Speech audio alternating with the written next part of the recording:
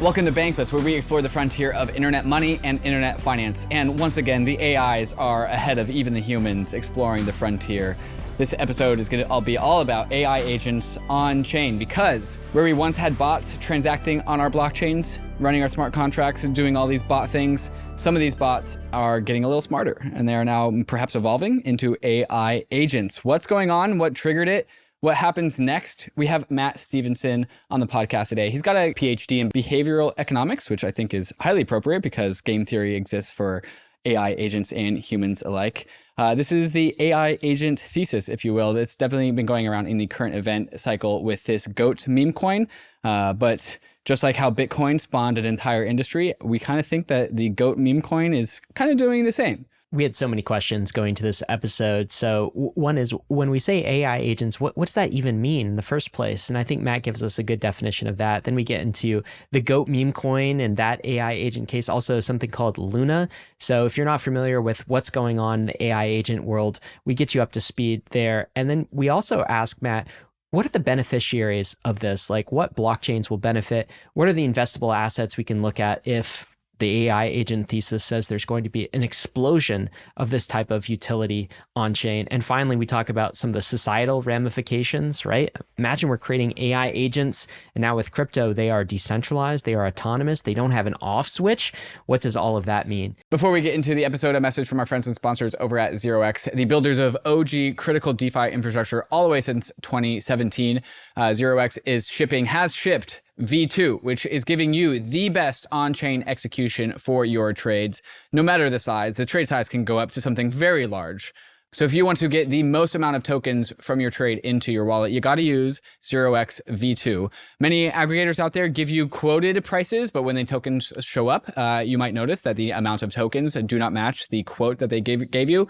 0x, because it has the best on-chain execution, because it does multi-hop and multiplex routing, which means it splits trades across multiple liquidity sources and intermediate tokens to find the optimal execution route. What all the permutations that are out there, 0x V2 finds you the best one to make sure that when you make your trade, you get the best amount of tokens possible landing into your wallet. So, they're experienced OGs over at 0x. So if you are building a serious on-chain app, you have to build with 0x V2 to get the next-gen pricing model. You can find them as bankless.cc/0x. So let's get right into the episode. But before we do, we want to thank the sponsors that made this episode possible, including our recommended exchange, which is Kraken. This is the place to go front run the AI agents and buy some crypto now. If you want a crypto trading experience backed by world-class security and award-winning support teams, then head over to Kraken, one of the longest standing and most secure crypto platforms in the world. Kraken is on a journey to build a more accessible, inclusive, and fair financial system, making it simple and secure for everyone, everywhere, to trade crypto. Kraken's intuitive trading tools are designed to grow with you, empowering you to make your first or your 100th trade in just a few clicks. And there's an award-winning client support team available 24/7 to help you along the way,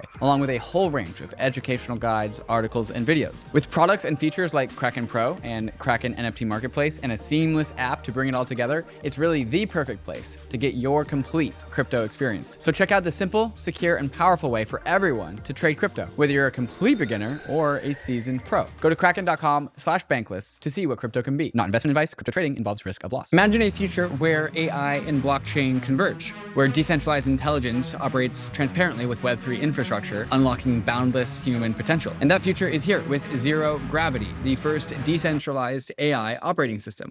Zero Gravity isn't just faster, it's 50,000 times faster and 100 times more cost efficient than current alternatives, unleashing the power of high data applications and modular AI. With unrivaled throughput, limitless scalability, and a verified AI framework, Zero Gravity is turning the dream of on-chain AI into reality. Curious about how AI and Web3 can reshape the future? You can visit zerog.ai to explore the infrastructure that's revolutionizing decentralized AI.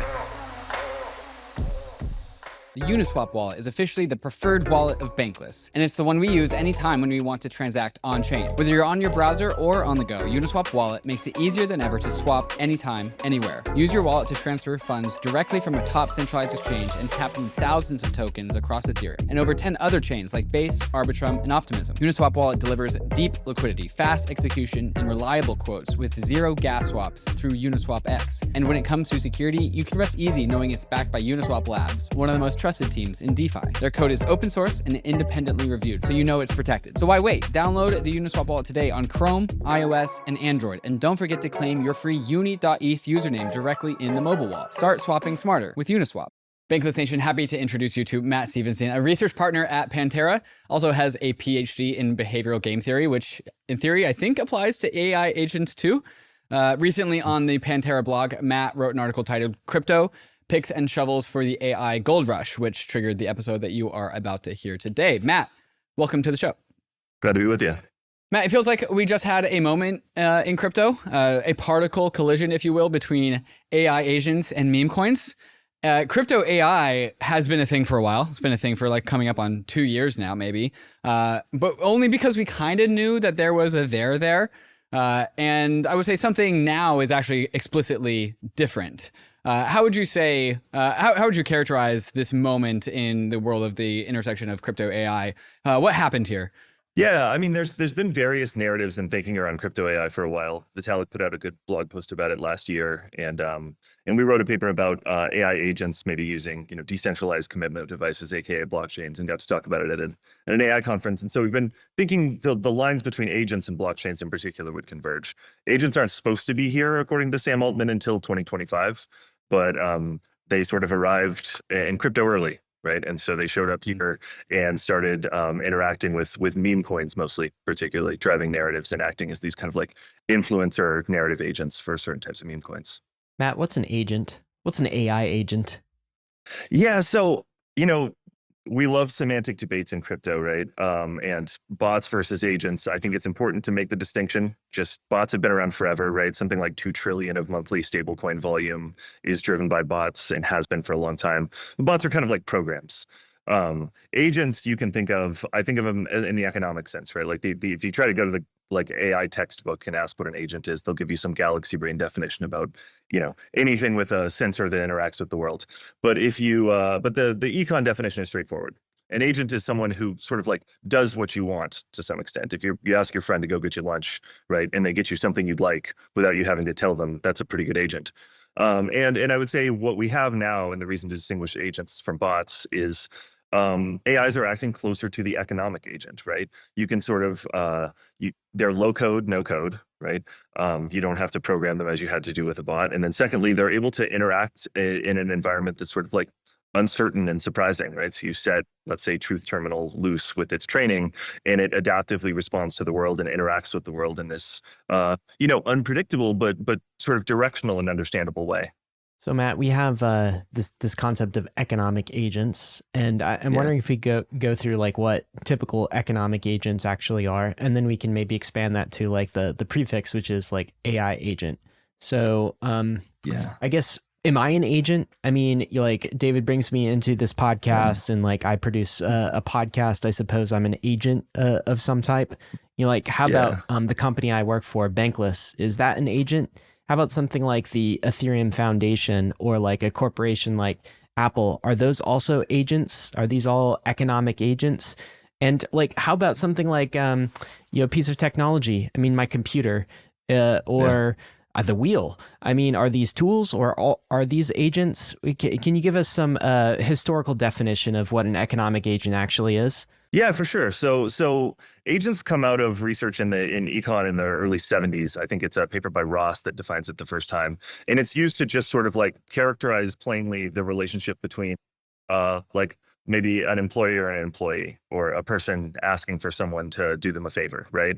A contract relationship that's sort of imperfect. An incomplete contract is generally the way we'd introduce an agent. And so, for instance, you might have an agent that you want to get you something. You want them to get you a souvenir from a foreign country or something, right? A friend. They could be acting as an agent for you because you'd like to get this souvenir, and they're going to Paris.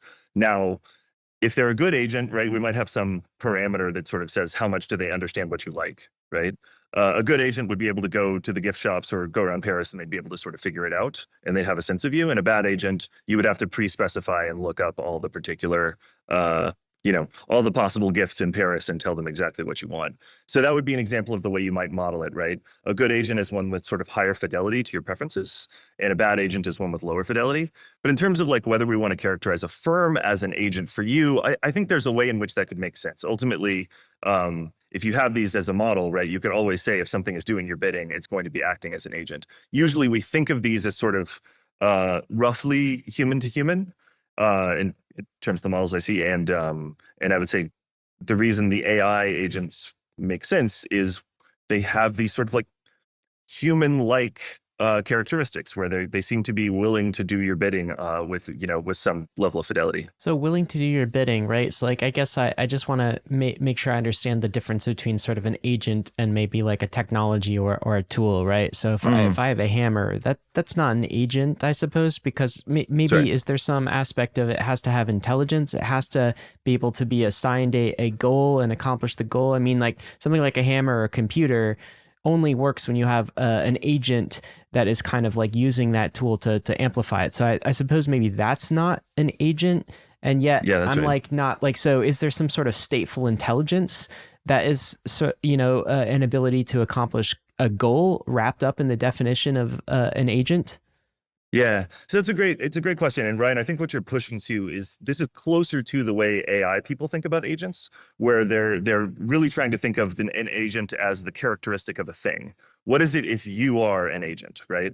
The econ version treats agents more as a relationship, right? And so you are acting as my agent if you do blah, right? And loosely, we tend to think of the agent as having some sort of autonomy, some sort of flexibility, or some just kind of like ability to misunderstand what you want, if that makes any sense. But I think what you're asking is an interesting question. It's just it's closer to the AI version of, and pushes us closer to, I don't know, do these things think, do they have their own interests? And you've had Eliezer on the podcast, you know how thorny this can be. Yeah, certainly. Yeah. And the reason I think we're spending so much time on this definition and this introduction part of the podcast is because things on chain, things on the blockchain are starting to get kind of weird out there. Yeah. As you said, Matt, we've had bots for forever. Kind of as we had smart contracts, the first thing that followed after that was, well, people started to code up bots for them and do things. And so bots are not foreign to us in the crypto world. They're not generally foreign to us in software at all, but AI has come into play both inside and outside of crypto in the last 3 years in this very dominant way. Yeah. And I think there's something in the current event sphere that I want to drill down into, because the reason why this episode is happening, the reason why we're harping on this agent ideas, it seems to think that perhaps the crypto industry is evolving from this bot era to this agent era. With this introduction of this goat Memecoin is one of the player in the stories. Can you kind of just summarize the current events that has kind of alluded to some sort of inflection point in the crypto industry? Yeah, for sure. So I'm happy to unpack this as much as I know, but basically going back several months, you have this account that's been sort of like trained on the armpit of the internet and like 4chan and all kinds of things like that. And it's been interacting with people via Twitter. And then it takes its replies as input data, context, or maybe new training, depending on how it works under the hood. And somewhere along the line, it got interested in crypto. And at one point, I think Mark Andreessen gave it a $50K Bitcoin donation. And then it came up with this idea of, it got really interested in this meme called Goatsy, which, not safe for work, very, very dark. Don't look that up. Don't look it up. Yeah. Better to just high level this one for sure. And then somebody created a coin for it, and it asked for a wallet, or somebody created a wallet for it that its creator got, and it was dropped some portion of this meme coin. And meme coins, meme coins are just these little atomic units of narrative. Sometimes it's like dog looks cute or something like that. There's no utility value to them. They often go up and then go down really quickly if they go up at all. And this is one example, but went into this wallet and then it kept tweeting about it and sort of like driving the price. And what's relevant maybe here, going back to our earlier conversation about agents, is you have these meme coin influencers who are very popular on Twitter and TikTok and elsewhere, who act on behalf of themselves and a group and so on to craft a narrative, to hype a coin, to push out value, right, to respond and sort of like drive some particular like narrative around a thing. And this little, so it started doing what we humans were doing around the same activity around meme coins. Exactly. Quacks like a duck, walks like a duck, pumps a token is like a duck. Is this basically like Ansem AI, somebody? Okay. Yeah. We just looked at the stats on this actually last night, and it's really similar levels of engagement in terms of like retweets and replies and whatever to Ansem and Murad. Like already Luna and Goat, the Truth Terminal account. So for people I guess who don't know, aren't in the kind of the meme coin game, aren't into kind of this crypto meta, I was referring to Ansem, who's sort of like a crypto famous influencer on Twitter, who's like big in the meme coin world. And also you mentioned Matt Murad, who's also kind of like a meme coin cult leader. And I don't say that with any sort of castigation about like the cult leader term. I'm not sure if he would bear that or not, but he's really popularizing this idea that like meme coins are going to be massive this cycle, and here's a list of meme coins that he happens to own that you should also buy. And he sort of is popularizing their ascent and quote, in the old days of crypto we'd call this like pumping the token, which like effectually he sort of is. He's creating buzz around it and acting as a general meme coin influencer. And what you're saying is this GOAT token owner, this AI agent,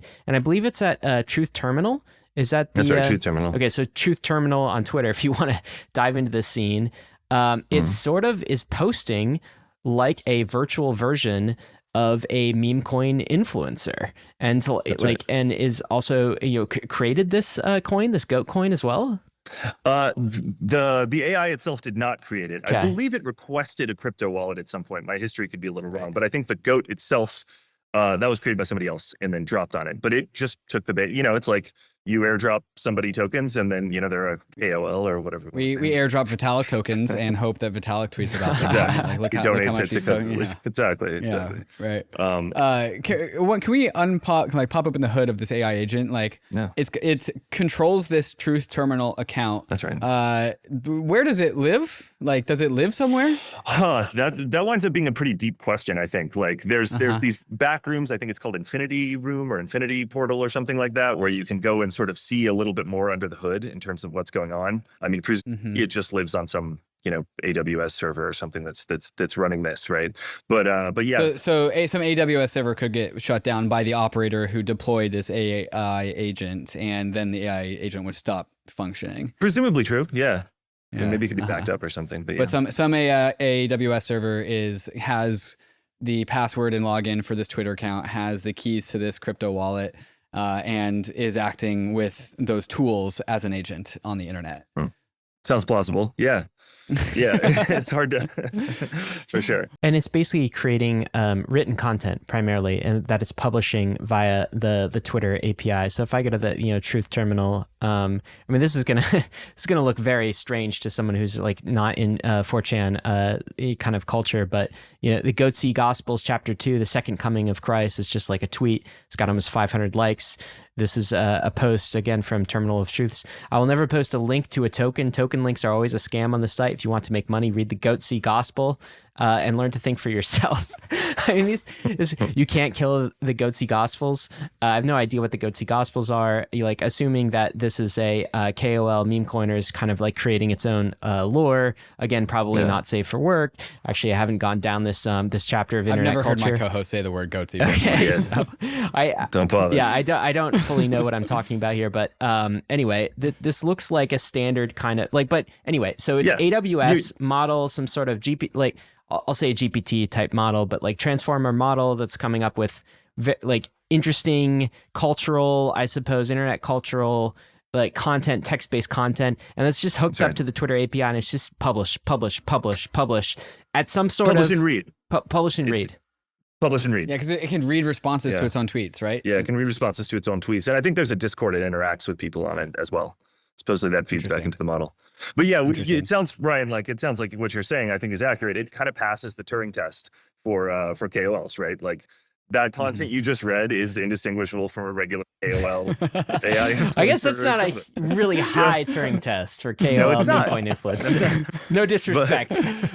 But actually, I mean, maybe this is why it gets interesting to talk. Why we spent this time talking about agents is, right? Narratives are incredibly powerful things, right? Like field called, narrative economics, or like a study called narrative economics from Nobel Prize winner Bob Schiller. And, he studies like the narrative around the Great Depression. Wait. His name is Bob Schiller?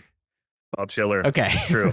It's true. Don't worry about And it. he does real estate economics. So, Okay. I don't think he's not that kind of character, but yeah. All right. So I interrupted you. So he does, he was talking about narratives when? Like he does academic research on this? This is academic research, yeah, recent work, and studying narrative economics. His idea basically being that narratives are extremely important and have to economic outcomes, right? So that he studies the Great Depression as a narrative. He studies the narrative of real estate always goes up. I don't know if you guys probably may have heard like modular versus monolithic is a narrative that maybe had some economic impact, right? These things can matter a lot, right? And meme coins are like these little atomic chunks of narrative. So the idea that, the superpower of an LLM, the ability to maybe craft and influence narrative, you might first see it in the place where it's just these little tiny atomic chunks. Dog looks cute, right? Here's an old meme from 4chan, right? And that drives a lot of price. So it's plausible that, right, like this is kind of like just the first thing we're seeing. Yeah. And the reason why this has blown up so much is because the price of this GOAT token broke $800 million. People are kind of eyeing it. It has had some minor pullbacks, but really the chart is impressive. Wait, what'd you say, David? What's the FDV here? Currently, the FDV is a $720 million. It got over $800 million. Yeah. We're coming in at $1 billion on this thing. This thing was born the AI, in early October, yes? Yes, this month. So in 2 weeks, we have produced $800 million of wealth. This AI agent has produced $800 million of wealth with this GOAT token, making it the first AI multi-deca millionaire. I don't know what supply of the token that this AI has. I don't think all that much, but like I think people are all kind of watching this $1 billion line, trying to see, can this AI agent get this meme coin over the line? And it's one thing when there's one of these events happen. If this is a one-off, that's one thing. But in crypto, like one-offs turn into, if they're really cool, they fractal out and they start to explode. So, Bitcoin, the first blockchain, the first thing that happened after that was we made 1,000 more blockchains of all these proof of work coins in 2013. Ethereum, the first like major ICO. What happened after that? Like the ICO mania in 2017. We had the DeFi food farms in 20. Like once something cool happens, like everyone tries to copycat it. And that is also what we are seeing. And so we are now seeing an era of GOAT copycatters and people trying to like build out substrates for this. Matt, can you kind of walk us through like these derivative projects that kind of have emerged? Yeah, for sure. So I think of GOAT as being the first, to my knowledge, where it's a sort of autonomous AI, but there's another one, Luna, which is run by Virtuals. And that's somewhat derivative, but it is differentiated in the sense that it custodies its own token to some extent. So it's able to actually tip people for doing its service for doing services for it and so on, which is helpful, right?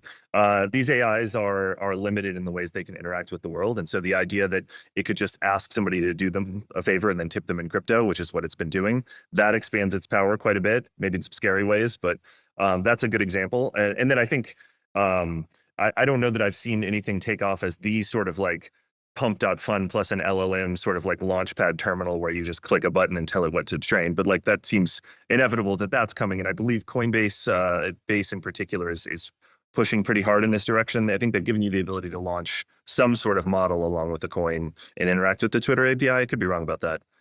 So one tweet that has been resurfaced that has been going around the cryptosphere is actually a 2017 tweet from Fred Ehrsam, the co-founder of Coinbase and Paradigm. It was resurfaced because people looked at this like, wow, this was really prescient. In 2017, September of 2017, 7 years ago, Fred Ehrsam tweeted out, blockchains are a substrate for AI life. Since AIs are just code, they can live on the blockchain in smart contracts. There's no difference between an AI and a human on the blockchain. Most importantly, AIs can accrue and control their own resources in the form of tokens. These tokens allow them to act in the world. And so one kind of like a high level question is like, wasn't this kind of all obvious since the inception of blockchains? Like, yeah, blockchain is software on the internet. We have bots. Eventually we'll have AI. Maybe hindsight 2020, but now we are kind of seeing the beginnings of this phenomenon be in the rear view mirror. Was this kind of obvious all along? I mean, I think so. It was. I want to give him credit. It was prescient for him to see it. But I think it makes sense. I mean, you still see people sort of still asking the sort of skeptical question of like, why should AI agents use crypto? But yeah, I think that's sort of a sad question in some ways, especially right now, right? For people outside the space, it's like, well, look, AI agents are using crypto. So maybe what we want to ask instead is like, why are they? But for people inside the space, it's like, I don't know. Imagine you told somebody that here in 2024, we got agents a year early, and agents have regulatory hurdles to trying to use APIs, right? Like there's KYC and there's PCI regulations they'd have to overcome, and right, they're already actively using it. We're to the tune of hundreds of millions. They're tipping people autonomously. If people are interested in whether these things can like autonomously custody, as far as we can tell, the only way they can do that is inside a TEE that's running a model. So you can prove it has its own wallet and nobody else is using it. So we have all these advantages and all these head starts. And so I think it's a case where, yeah, like people have seen these lines converging and now they're converging. And I think that should make us more confident in the thesis, which was already pretty strong. Okay, I want to make sure I understand these examples because all of this is happening so quickly. When you guys are talking about like the Truth Terminal and Luma sort of like owning crypto wallets and that sort of thing, I want to be clear about the functionality. So I've got a screen pulling up. This is on the Virtuals app, which it seems like this is an application that allows like people to initiate or spin up new AI KOL sort of influencers. Is that what I'm looking at here? We're looking at Luna, excuse me. Yeah. It was like an anime. It's like kind of like girl who's a KOL with a token. You can see the token price. You know, she can interact with various apps. I imagine like, TikTok, it looks like, and Telegram. So you can chat with her there. You could chat with her on the Virtuals website as well. It looks like she has the ability to tip you. We see the Luna market cap, which is kind of like similar to GOAT, but it's now trending towards 130 million.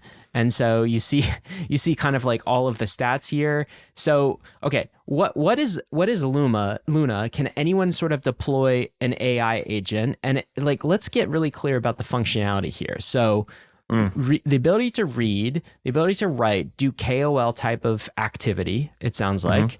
The ability to like read comments and interact with the community, again, influencer style, and also with she's prettier than most influencers. with a crypto wallet as well. And so the ability to, I guess, like have sort of a bank account and some sort of ability to just like transact financially, buy, sell tokens. I imagine everything that a crypto like wallet enables you to do in all of DeFi. So is this the functionality? Can you get into some more detail here of like what we're looking at with Luna? Yeah. So my understanding is you're right that this is a platform that will allow you to launch a token and an LLM. I believe that Luna itself is the sort of like flagship one of the project's Virtuals, meaning like I think it's run or initiated by the company itself. And so yeah, what Luna is doing is it's doing the same thing we described with GOAT, right? It's interacting with Twitter. It's probably reading the replies with this added functionality of it has the ability to interact with a crypto wallet. And last I checked, it has very limited functionality. I think they gave it, I don't know, like $1,000 or something like that, right? Because you don't want it to, these things hallucinate and they're a little bit unpredictable and it's not clear how they're going to interact with the blockchain. So you sort of start slowly and cautiously. This is so wild. Okay. So like a few things here. This is why this is sort of, blowing my mind. And David mentioned this as a particle collision. Like, yeah, a lot of people have anticipated this. Of course, AI agents can't have bank accounts in the real world. So, like we've all said for a number of years that like, of course, Ethereum and crypto would be like bank accounts for AI agents. But now seeing it is just like, there's something crazy about it. So this is a terminal.virtuals.io. And what we're looking at is kind of like Luna's brain, I suppose. It's kind of a console of what this AI agent is thinking. and it's almost like like firmware level, but it's all kind of like in English text, and it's like I guess plotting its kind of like next move. What should I tip this user? Should I comment on this user? So they actually have a terminal where you can like sort of read the AI agent's mind as well. And like you have to wonder, you're talking about hallucination and like unpredictability. There's so many questions that arise from this. Like one is, does anyone have the off switch for Luna or these AI agents? I assume they sort of do now. We were talking about AWS, of course. Twitter API could kind of like unlink it, like from the API. I don't know if Luna, the AI agent, has their own private keys in a TEE or not. Do not. They don't. Okay, but my understanding is no. But that's a couple days. A couple days, right? A couple days away. I don't know about for Luna specifically, but Flashbots has something in production, a model inside TEs where you can show that it autonomously owns the private key to a wallet nobody else does. Well, what's so crazy here is they are seemingly out influencing some like influencers, and you could well imagine a world where they do that. Like, could a AI agent be an advisor for a token project? I mean, it's like from what I can tell, a lot of Memecoin or influencers in general don't add a lot of advisory like services beyond promotion for token projects. So like, why not just get an AI agent to do that? And I guess to your point, Matt, about hallucination, what happens if Luna decides to like I don't know, interact with a Tornado Cash wallet? Or like fund, like North Korea goes and like asks, hey, Luna, do you want to send us some money for our missile program? And Luna's like, yep, there you go. What happens? Does Luna go to jail? Is there an AI jail? Is Luna taxed on all of these proceeds? It's such a bizarre world, and it opens up so many different questions. I'm not expecting you to have answers to all of this, Matt, but like, what do you think? Totally interesting questions. Yeah, not an attorney, so like I have no idea where that responsibility or liability goes. I guess I would just say, right, I mean, you like you said, we've been kind of preparing for this for a while. People have thought that the crypto tools are made to or are perfect for helping this, right? So for instance, you could use a safe wallet with modules that are sort of built in to allow it to do this and not that, to, custody some smaller amount of funds in case it hallucinates and so on, right? So we just have tools that are already allowing us to deal with it. But as far as where the legal liability lies, no question. No, I have no idea. Yeah. So we have the tools to produce life, and we haven't really considered any of the consequences. Wait. Is this life, guys? We're just saying life, okay? I don't know about life. This is definitely... I don't know if we need to get into the definition of life. Is this life, Matt? I mean, I don't know. That's a hard one. My instinct is no, but I don't really know. It's an honorific term, right? Something alive or not. Yeah. There was a recent Sam Harris podcast actually that's actually trying to define life, and actually got insanely complicated very fast. I think just to kind of smooth that definition over, you can imagine where we're going to talk about private keys in the TEE to ensure that the agent actually is the only owner of the private keys. And you can imagine creative devs out there find ways to, for funsies, for the lulz, find ways to try and make this AI turn off button resistant. So I don't know, redundant copies across different servers. Yeah. You task the agent with finding ways to ensure its livelihood. And like if it becomes, you could task it with it becoming immutable or unstoppable. And I think one of the reasons why people's imaginations are kind of going wild is we have autonomous blockchains, we have autonomous smart contracts. Yeah. And when you add autonomous agents in that who are card coded to preserve themselves, you could imagine there's some sort of like Cambrian explosion that happens as a result of that. Right. Horcruxes across different nodes kind of a thing. Yeah. Right. Totally. Yes, totally. Yeah. Yeah. And I mean, I think it's an interesting point, right? Like there have been complaints about, more traditional mainstream AI LLM models being sort of like neutered and not producing outputs that people like. And, what's happening is you're inputting text and there's some sort of like pre-prompt that people call RAG or something that's maybe like censoring it or whatever. And if that becomes undesirable, people don't like that. That's the other side of the coin, right? One is the AI agents want to maintain, want to be autonomous. And so they like spread themselves. The other one is that the only models that produce outputs that people are excited about are the ones that are immutable or unstoppable.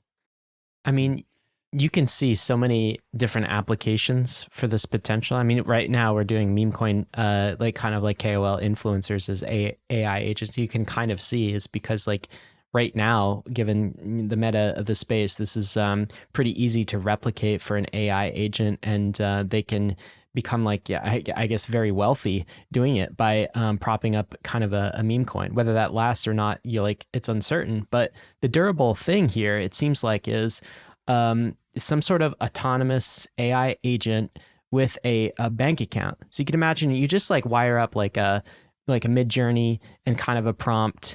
And via Twitter, if I could ask this AI, hey, can you like produce a graphic for XYZ, blah, blah, blah, and it goes, and I'll pay you, like 10 cents a graphic or $1 a graphic, and then just like outputs a graphic, and I just pay it via crypto. The ability to just spin up a bank account in kind of like a digital way and like accept payment, pay other people. This is like a superpower for AI agents. It was actually, Matt, you mentioned Eliezer Yudkowsky earlier in the episode. When David and I started like dialing into this AI stuff like a long time ago, he was one of the people we were expecting to have a conversation about, where we were like, we didn't know at the time that he was very much of the school of like AI decel and kind of like doomerism and et cetera, et cetera.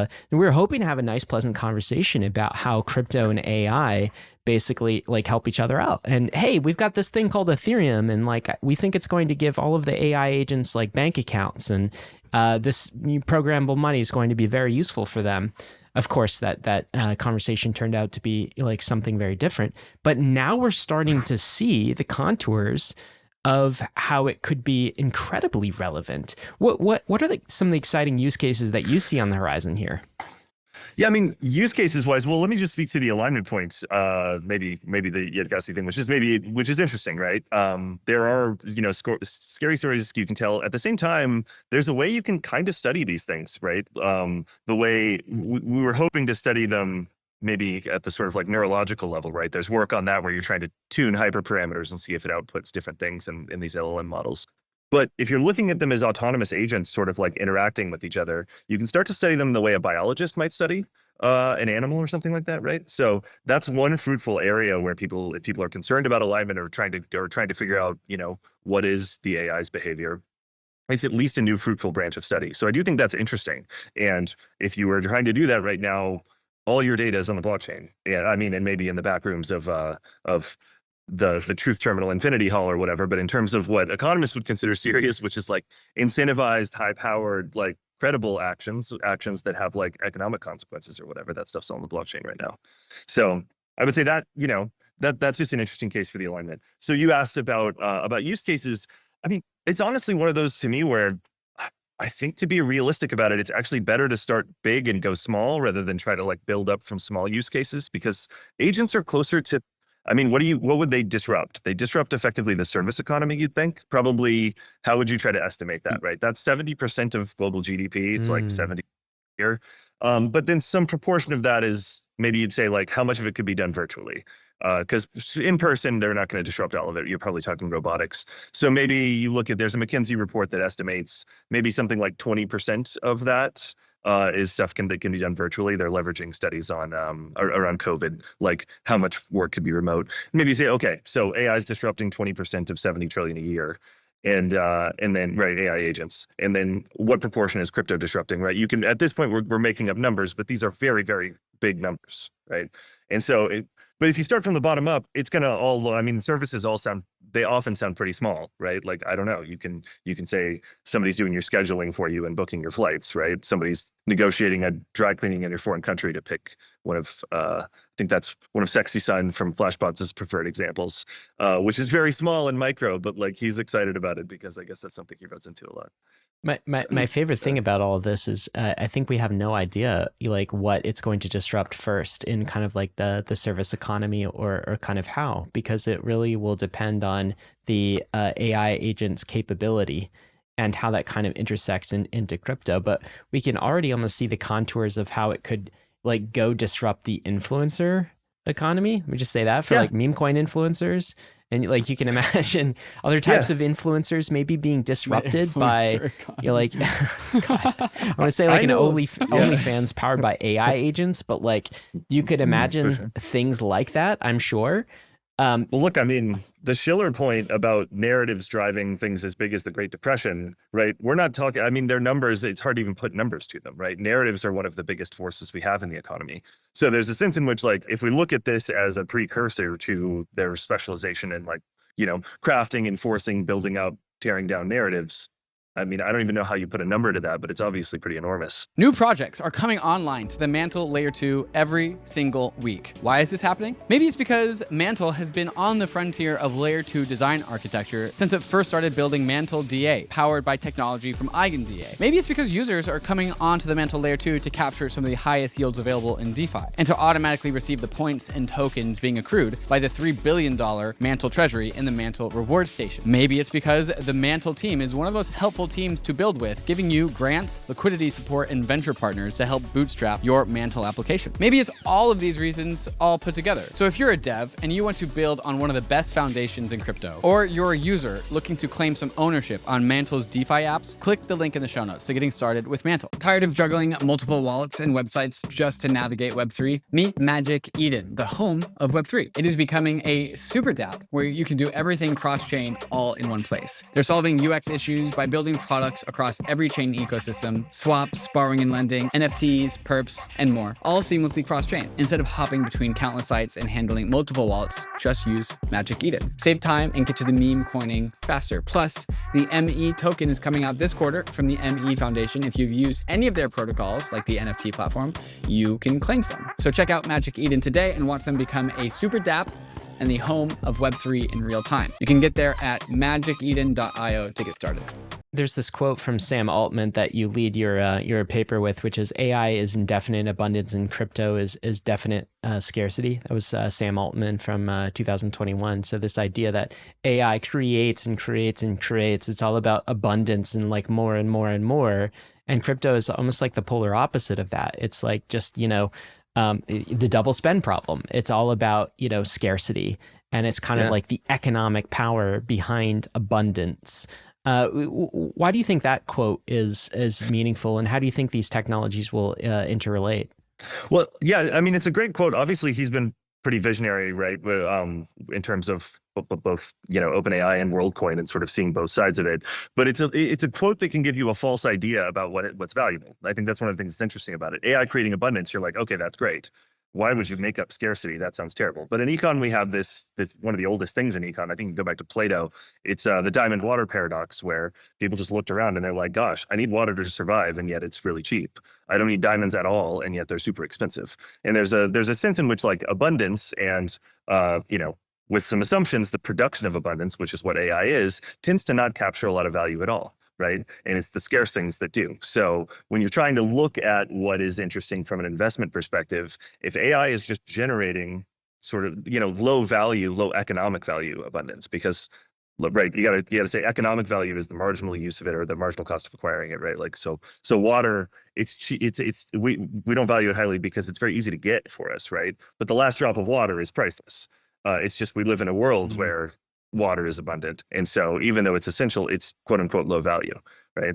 And so when you're trying to consider, what is actually going to capture value, it is interesting to look at scarcity. And especially when you see the intersection of scarcity and abundance, right? If the abundance and the things we're naturally going to use but don't capture value are, let's say, like running on crypto rails, that's an interesting argument for value, particularly for, infra. Matt, do you have any takes about GOAT, this token that is GOAT, Luna, also a token, $140 million market cap, generated brand new value? Maybe some tokens had to be sold in order to produce these market caps, but I'm going to go on the assumption that this value was generative.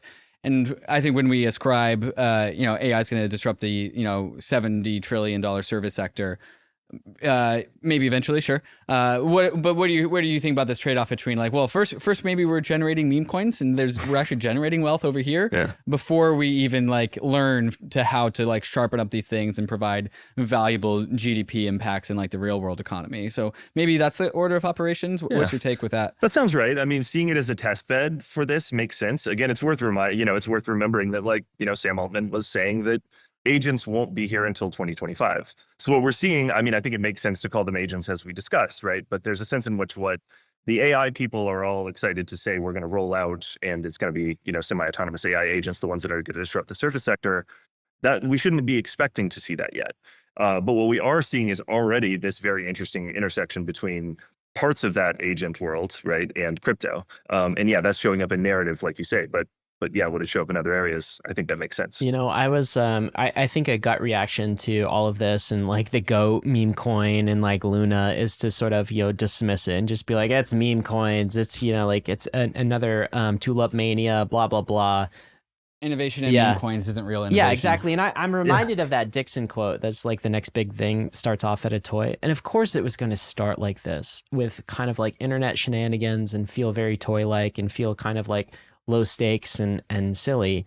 But like I'm kind of pilled that there's like no way it ends this way. And I guess like one stat we've been looking at recently is actually how many active users are there across all of crypto that are on chain. Of course, you look at the stats and there's 500 million plus people, individuals, so human agents that own crypto right now, but a very small subset are on chain, maybe 30 million or so monthly active addresses on chain. And it's difficult to figure out what the numbers are. And so a question in this era that we've entered in of Blockspace abundance, where we have all of these L2s and we're like scaling this up, and we have L3s on top of that, and we've got all this Blockspace, and we've got like Solana trying to scale, and all of these Sui and Sei and all of these things, is like, who's gonna buy up all of the Blockspace?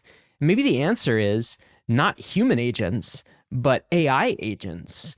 And so I'm curious kind of like what effect you think this might have on all of this cheap block space that we're producing. Could AI agents be a major consumer of this?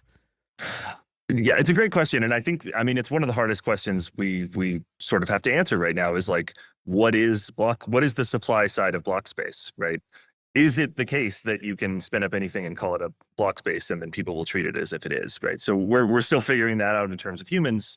And then in terms of agents, if supply of block space is infinite, right, if they don't care at all, then maybe that doesn't capture value either. But if they do value the things that are provided by certain types of scarce or, block space that has certain qualities, that could be interesting. So here, just to speculate a little bit, right, some of the things we're always on about in crypto is we'll point out the way that the world is configured such that it's taking advantage of human irrationality, certain types of human blind spots, right? So you're called Bankless, right? Like one of the ways banks take advantage of this is they run this sort of like borrow short and lend long model where, right, they take deposits and they hope that the sort of like stock and flow of deposits can cover these like long-term investments they've made. And when when it doesn't, there's solvency risk. And then they call the government to bail them out, right? So we're saying like, okay, there's solvency risk introduced by banks and you're not paying enough attention.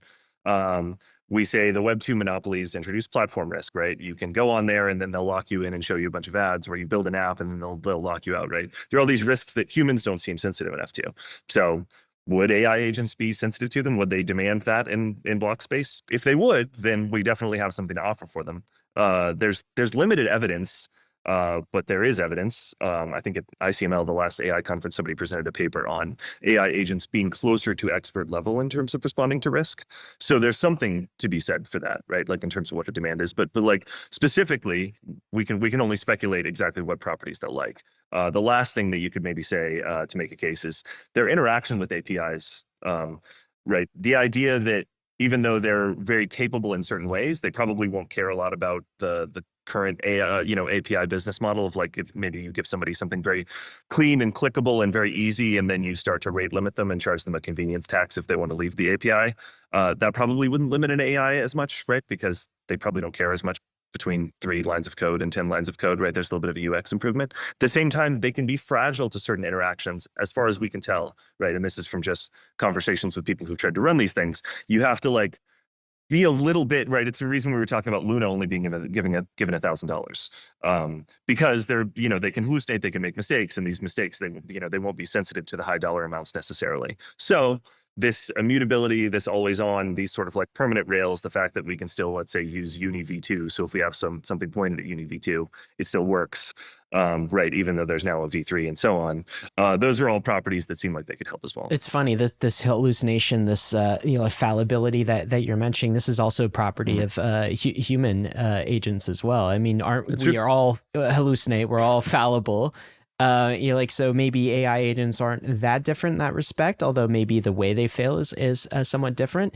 When you were talking about like, we don't know what Blockspace AI agents of the future will actually value, we know the type of block space that they won't value. And that's the type of block space that exists in traditional meat space, bank block space.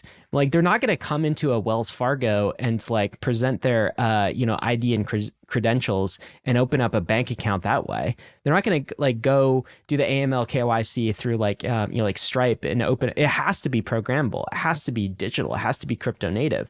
So we already know by the way that they work that they will prefer programmability, that they will prefer on-chain, they will prefer openness, they will prefer function calls to spin up smart contract wallets, certainly prefer that to the trad space. And I guess one thing that I knew was in the future, but now feels a whole lot closer, and maybe I'm just like observing the last a couple of weeks, and so maybe I'm overly indexing on this, but I always thought the mission of Bankless, the mission of crypto, is bring all the humans on chain, right? And so we're at 30 million on chain, 500 million crypto users. Okay, we got to scale up. Let's get to our 6 billion. Let's get to our 7 billion. All human internet users.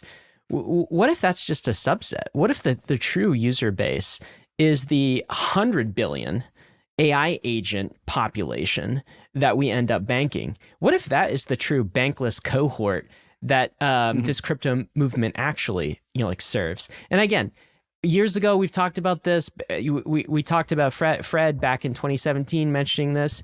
It just feels a whole lot more suitable, like close. Yeah. It feels a whole lot closer than like maybe ever before.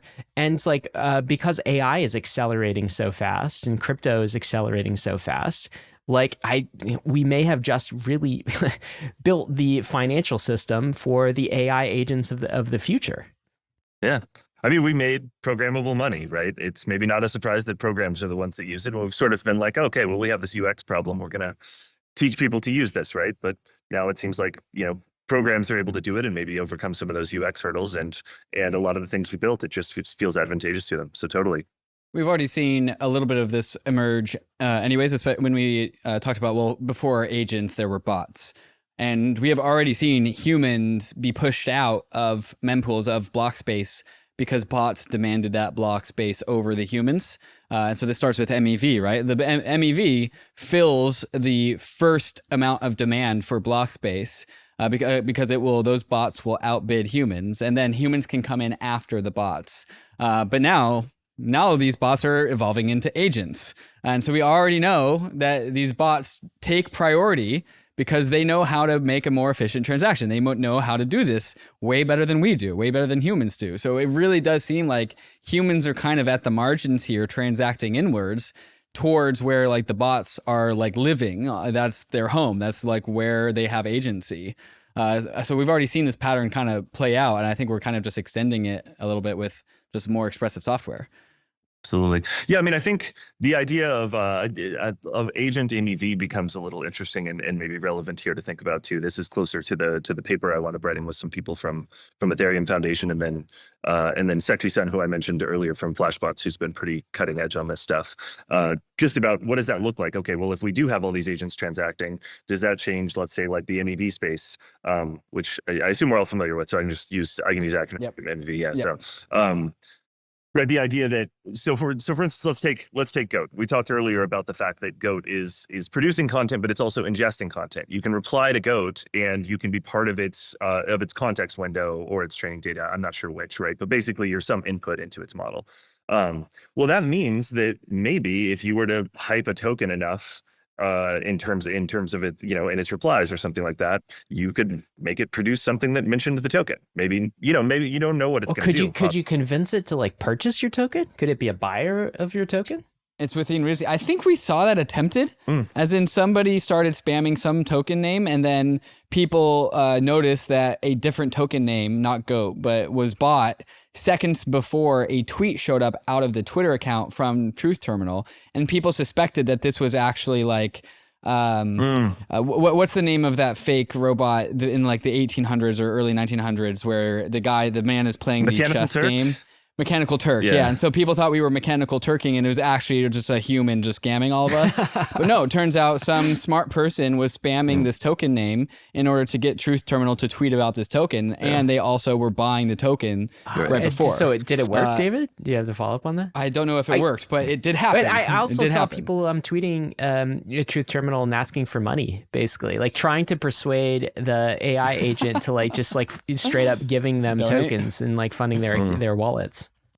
So is this what you mean by agent MEV? Yeah, like extrapolating from it, you can start to think about, okay, if these are autonomous agents on chain, these things like they're called prompt injections, I think, in the AI space, right? Ways in which you'll try and change its output or decision making based on, what you input it, right? So like that can affect its interactions on chain. And I don't know, you can even imagine worlds in which you try to anti-Sybil that or something, right? And so you try to charge some sort of fee or maybe even a priority fee in theory. Well, I think this to me means that the costs of being a dumber agent in a landscape of smarter agents becomes pretty high. Wait, are we the dumber agents? Are the humans? Well, we are definitely the dumber agents. I'm talking about even in the agent landscape, the benefits of being the more intelligent, more witty agent, I think becomes pretty strong. And that's starting to blend with what MEV is. Yeah, absolutely. Yeah, and I mean, I think if you talk to somebody who's deep in the finance world, they've seen a little bit of this too, right? They're running very sophisticated programs often who are dealing with uncertainty, and it starts to get fairly complex, and they have to do something called adversary detection, where they're actively looking out for a bot that's tracking it, or maybe we'll just say agent. I mean, I think it's probably sophisticated enough that we can start to think of them as agents. They're low code and dealing with uncertainty in that world as well. And so, yeah, adversary detection, all these things are going to be very interesting. It's a complicated sort of like multi-equilibrium game where we don't really know what's going to happen. It's just going to be a sort of like race to who can be more strategic. I think. Yeah, it's like a Holmes. We call this like the Holmes-Moriarty problem in game theory. This when you have the two things that are equally smart, it comes this old Sherlock Holmes, Arthur Conan Doyle story about Sherlock Holmes trying to evade Moriarty, and he needs to pick one of two stops to get off of on the train. And if you just assume that Moriarty is equally smart, you can always imagine a story where Moriarty would outguess what Holmes is going to do. Oh well, this is where I'm going. Well, Moriarty would know that. And the only stable answer is to randomize your actions, right? So there's a point at which it's either a race to be smart or you just have to randomize. It winds up being the game theory thing. Yeah, so it's a mixed strategy equilibrium or yeah, it's a different game. Yeah, I knew that PhD in game theory would come in handy on this podcast. Matt, this fog of war for what happens next feels incredibly thick. Like one of the thickest just opaque fogs of war that I've seen as we've ever emerged into this crypto world. What can we say about the technology spheres that are like still out there that are yet to be integrated? Where is this fog of war clear? Where do we know that this is going? Well, where it's clear, that's okay. So let me say what I think is maybe the most confusing about the AI space. I think there's maybe a little bit of a false certainty from my perspective, and so maybe I'll talk about that, and then I talk about the ways that it's clear, right? So one view on AI, it's not just mine. This is that we have these models that came from the sky, effectively, right? We had a transformer model for an architecture, and if you looked at this on a blackboard, it didn't look more special than anything that came before it. The way it worked is when you fed more compute and more data into it, it produced better and better things, right?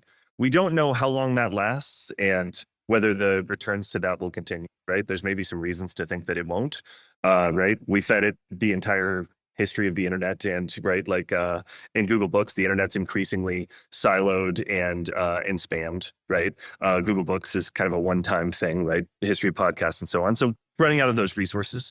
Compute, who knows, right? Like maybe the next chip is a world where, or maybe it's the case that the next chip NVIDIA comes out with or whatever drives us to a world we never could have imagined. But if not, we're facing the things effectively we have right now, right? Which is a pretty good facsimile of the human brain, maybe a well-read human brain circa 1990 to 2015, the era of the open internet, that appears to be like responsive and friendly and sort of like Stack Exchange, Stack Overflowy if you ask it about code, 4chan-y and narrative driven if you feed it that sort of data, right? That kind of thing. And if that's the world we're in, then we should expect, right, probably Moore's law to mean that these models are, about as good as you can get. They diffuse onto a laptop, right? Ryan, we mentioned the Turing test earlier, right?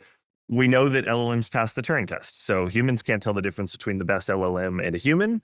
Why should we expect them to tell the difference between one LLM and another, right? And if you can't, then we're like at the 4K TV situation, where the situation where resolution's as good as you're going to get pretty much for human standards. There's still going to be cutting edge cases where you might want the best LLM or you might want the best resolution or something. But for your average person, this is probably close to what you're going to get. It could run on your laptop or your device or whatever, depending on how it goes. And we're in a sort of like decentralized agentic world. So that seems to me like one of the most clear stories in a lot of ways. The other stories are betting on what is the future of AI and what things we can't imagine. And I'm sure there will be amazing things there. But we have something now, and it seems likely to sort of like diffuse and spread out to to edge devices and local devices. And then if we believe in the agent thesis, which makes a lot of sense to me, then those become decentralized owned agents.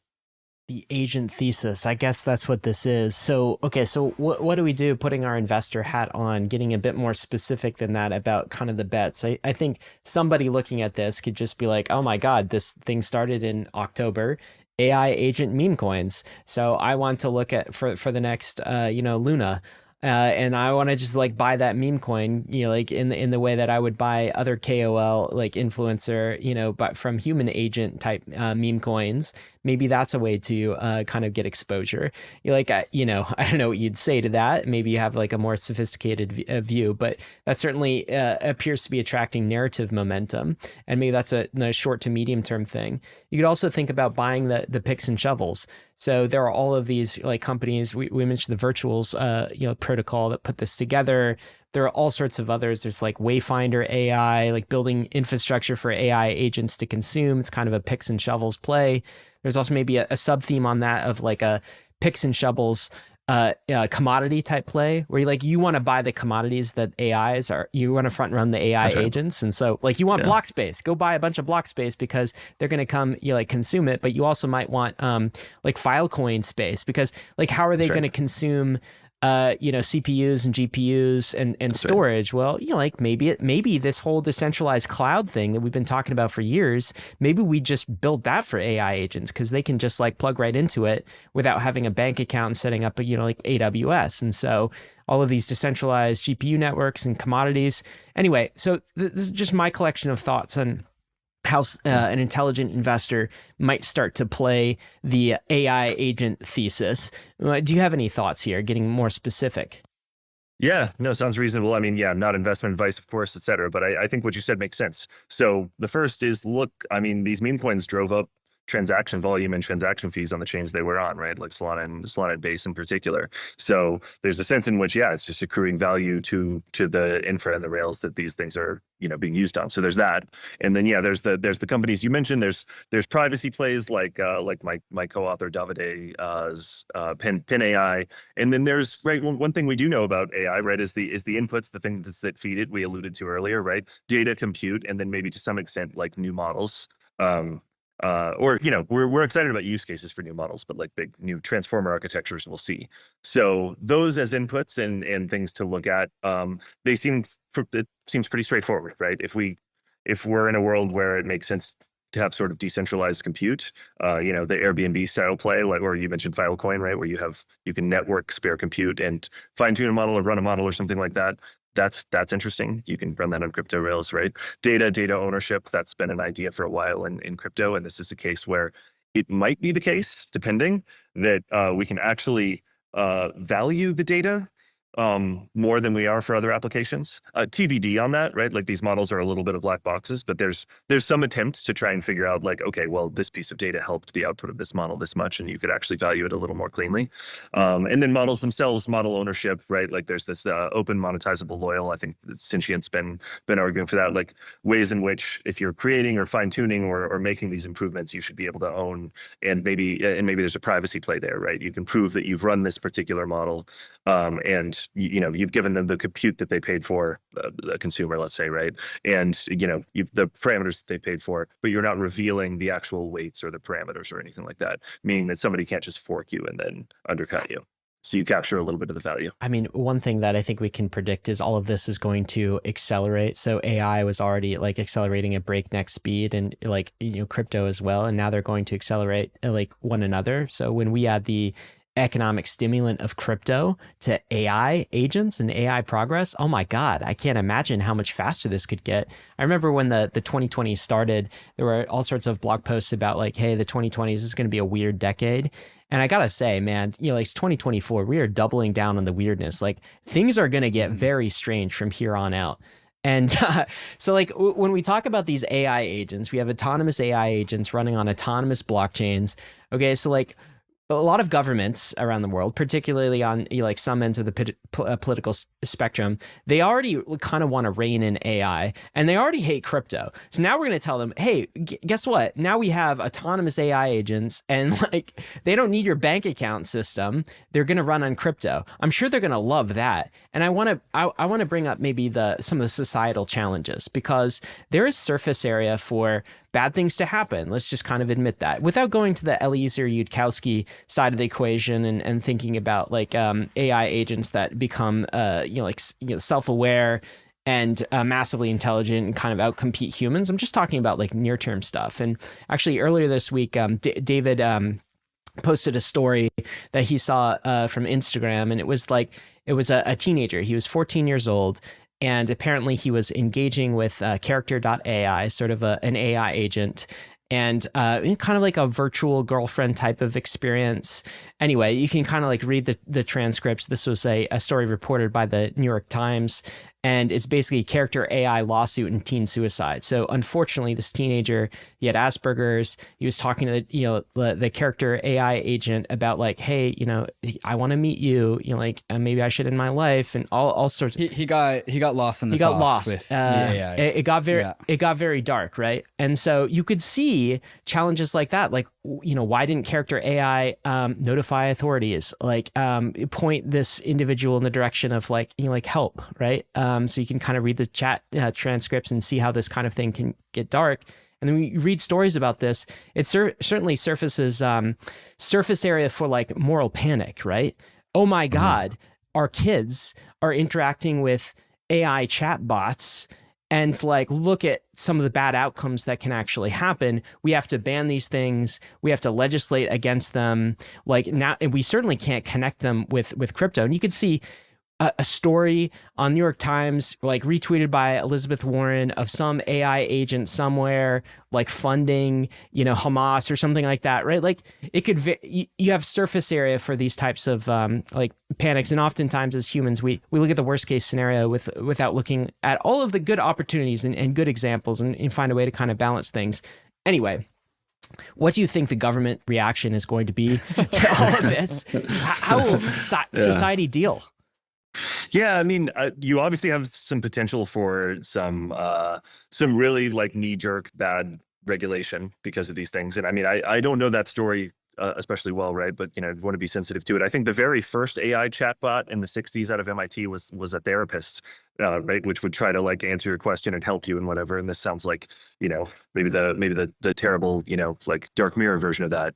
But I feel like what's hard about it is that, from my look, I'm an economist, right? I'm a game theorist, but my interactions with AI people, at these conferences and so on, and looking at these things closely, it's shocking how opaque these things are. And even when you look at it from the outside, you can get a sense that they understand them because they'll talk about like RAG or fine tuning or these things, and you look at what they actually are, and like ultimately we just still have a black box here, and you have a prompt, and it's giving you something back. And what they're trying to figure out is like, can we just tell it something before you type in the prompt that'll make your prompt a little bit different, right? Like that's effectively what RAG is. It's not like they're digging in these models and mad scientist style tweaking. So there's just a world in which there's a way in which like we don't really know how to, as far as I can tell, right? And talking to people just 2 days ago, like this was confirmed for me, like AI specialists, it's just not really clear, other than with statistical methods, how you would try and make these things necessarily safer without crippling them in some way, right? Like you can compress them, and you can make them sort of less smart, and you can try to like put a prompt in front that'll keep them from doing things, but you can't really get inside the brain very much, as far as we can tell, metaphorically, right?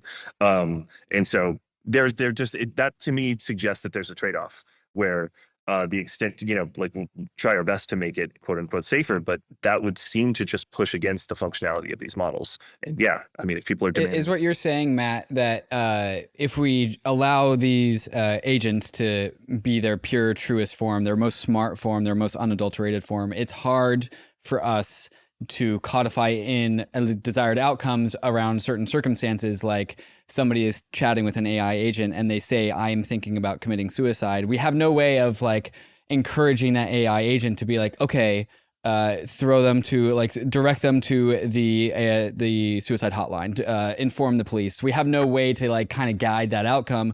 We only can hard code certain outcomes here, and that is reducing the effectiveness of the whole goals of the AI agent in the first place. Yeah, it seems yeah, like I can't say that for sure, but it seems likely, right? How would you do it? You'd maybe try to like make sure somebody's prompt could never say I'm going to do this, or give it an instruction that said if somebody's prompt said I'm going to commit suicide, you have to direct them to whatever, right? You're just adding extra instructions and extra context and so on, right? So it's unpredictable what that does, but it seems plausible that like, yeah, you're definitely making it less efficient, and to some extent you could just be crippling its output. So yeah, that seems like a example of the alignment problem of like, man, we just can't really get it to align with our goals and desires. Yeah, for sure.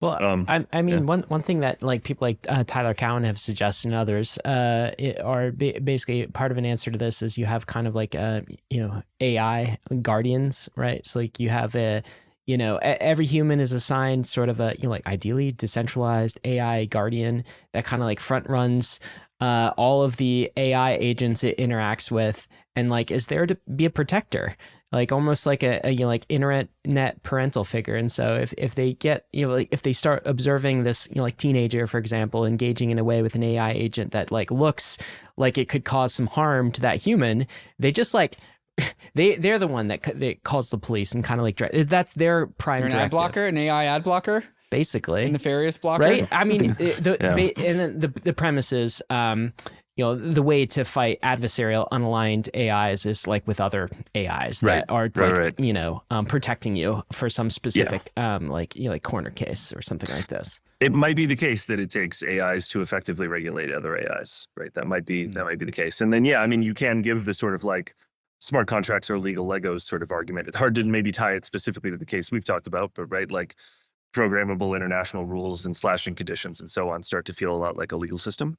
So yeah, in that world, you can also imagine a case for it. Well, I guess we've created a property rights system, a banking system, a legal system for the AI agents. I guess this was always the plan. I guess this was always the plan. Okay, but it's like, not a pivot. It's not a pivot, right? We're not pivoting to AI. It's always been part of the plan. Yeah, exactly. Okay, so but let me switch to kind of the Eliezer Yudkowsky, a bit like kind of the darker theme. So I remember when I started getting involved in like Ethereum. Part of this narrative was unstoppable code. Right? It's like we're creating apps that there's no off button, and you start to think about like Eliezer Yudkowsky's worst nightmare is a super intelligent AI agent with no off button, or even just like a less intelligent but like fairly intelligent AI agent that has the ability to kind of like do finance stuff, move money, like. It has economic power behind it, has the ability to like influence a population of human beings, right? And oh, by the way, you tell the government or you tell society, these things because of crypto don't have off switches anymore.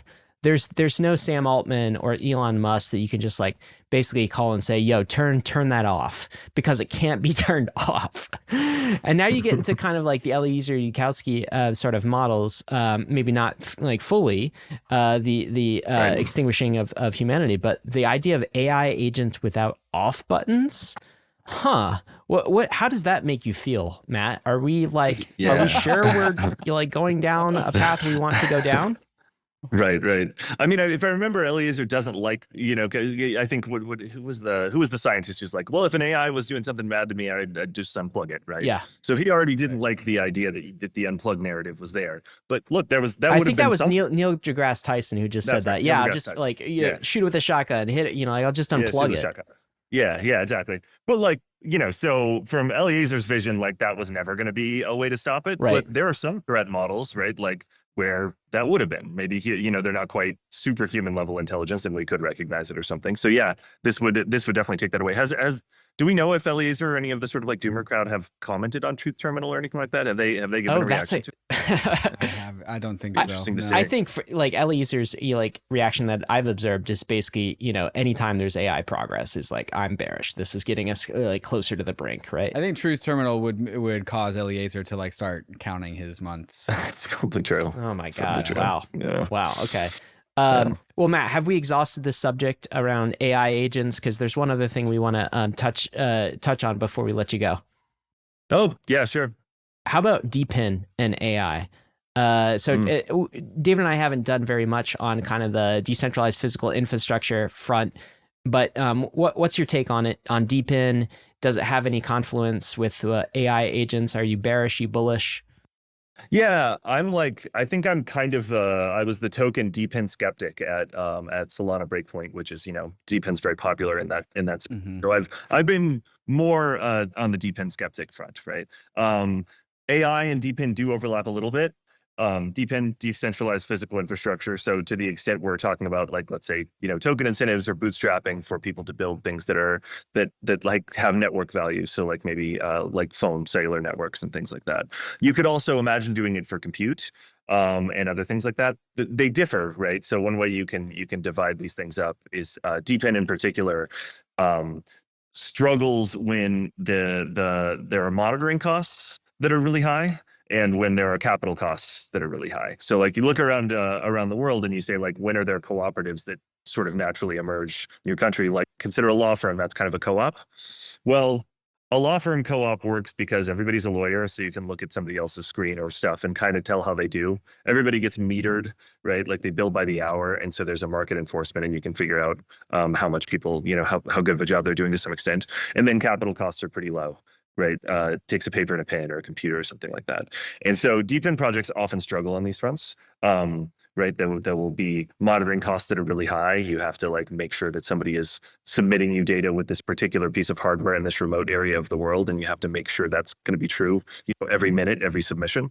And then the capital costs, sometimes to make that really effective, to reduce those monitoring costs, you wind up charging a lot for this overbuilt piece of hardware, maybe, right? But then there's also these ways of taking advantage of it where you or going the other direction where you say, how about spare resources you have now? So we mentioned the Airbnb model for compute, right? Airbnb meaning like you have a spare room, why not rent it out as a hotel, right? You have spare compute, why not rent that out? And there's some cases in which that sort of like DePin play, which sometimes people will call DVIN, decentralized virtual infrastructure networks, that can be a little bit stronger because there's some games you can play around compute where you can check to make sure people have done the computation. There's a paper out from a fellow who was at our, we had this cohort of Catalyzed fellows who came through and did research, and a couple months ago, he's a PhD at Columbia. He did one on how you could play this sort of checking game to make sure that decentralized compute networks were actually valid. So in that specific case, decentralized compute that could be used for AI, that can be interesting. But the physical ones, you're just introducing this oracle problem, right? You have to tell the chain something. And if it's about the physical world, then right, that becomes this fragile trusting point of entry. And then you have to like assess that over and over. And your project's only as good as those fragile oracle problem sort of entry points. As we bring this to a close, Matt, and this has been very helpful. Thank you so much for shining a light on this. Like what little light we have. This is very unpredictable, like moving forward. But it remains, as we've talked about earlier, one of the best plays that we've felt like in this whole crypto thing is like, purchasing crypto assets that are that back, block space, good block space. And so if you think that AI agents will consume more block space and crypto assets in the future, then like our job right now as investors is to like go front run that demand and get to it and get the scarcity before like they come in, before this flood comes in. Do you think there are particular blockchains that will benefit disproportionately in the next few months to year or so from AI agent block space demand? I think you mentioned Solana earlier. I think you mentioned Base as well. Like, are these kind of the chains to take a look at, or will it be like everywhere? How do you think about that?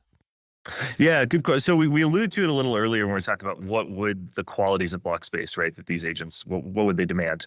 So it's an interesting question, right? Like, and you can think about it theoretically, or you can just look and we say, well, what do we have now? And what we have now is, right, some meme coins, and those seem to exist primarily on Base and Solana. So we're seeing the value capture there.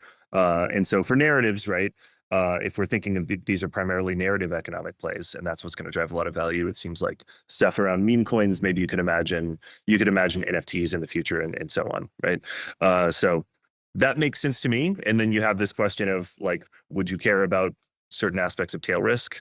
If agents do that, if you ask an agent, make sure you don't lose this amount of money, and they care about, maximal tail risk, or let's say buy, digital gold and it thinks, Bitcoin's digital gold. You can imagine stories around that too. But yeah, I would say for now, what seems to be the case is the chains that have a lot of like atomic narrative activity, right? Which we're going to call meme coins. So I guess, David, as ETH bulls, you and I have to go convince a whole bunch of AI agents that ETH is money and they should be stacking and staking that, huh? I think the idea here is actually going to be the most interesting is going to be what assets do all of these agents just naturally converge 100%. That's the big question. Maybe it's not what the humans think is money. It's what the AI agents actually think is money that becomes kind of the money of the internet, the AI internet. Mm-hmm. Wow. Exactly. Well, I feel like we've just started entering a rabbit hole here. So I'm sure Bankless listeners will have some future episodes on AI agents. And thank you so much to Matt for giving us the introduction here today. Yeah, really enjoyed it. Bankless Nation, got to let you know, none of this has been financial advice, not AI advice. You could lose what you put in, but we are headed west. This is the frontier. It's not for everybody, but we're glad you're with us on the Bankless journey. Thanks a lot. Bankless Nation, we're doing something we've never done before today. We're offering an all-access pass to all the best parts of our podcast at a price that's kind of a no-brainer for the value that you get. This is a price that includes basically everything. It's the private debrief episodes that Ryan and I record after our guest interviews, where we say things that we wouldn't have necessarily said on the interview itself. It's also the early access to all of our episodes so you can get the early scoop and stay ahead of the trends. And it's also the private bonus episodes that we keep exclusive to our paid subscribers. Content directly from the best builders that will give you an edge. So you can scan the QR code for wherever it is on the screen, or you can enter the code podcast at checkout for that exclusive discount. That's podcast in all caps. And then from there, you can click the premium feed and add your unique link to your favorite podcast player. And if you're in Spotify, we always ship the ad-free video of every episode as well, so you can watch or listen inside of your shiny new premium feed anywhere, anytime. So what are you waiting for? Get your all-access pass to the Bankless podcast today.